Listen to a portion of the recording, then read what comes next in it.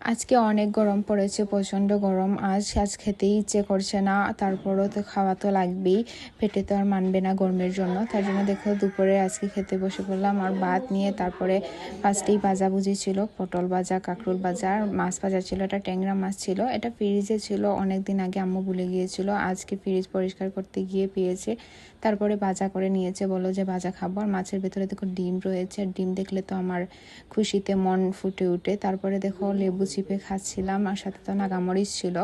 তারপরে নিয়েছিলাম এই কাটলের, এটা গাঠি বলি আমরা, এটা শুটকি দিয়ে নাগামরিচে রান্না করা হয় আর খেতে অসাধারণ লাগে। তারপরে ছিল আজকের খাবারের মেইন আকর্ষণ, এটা হচ্ছে পাখির মাংস।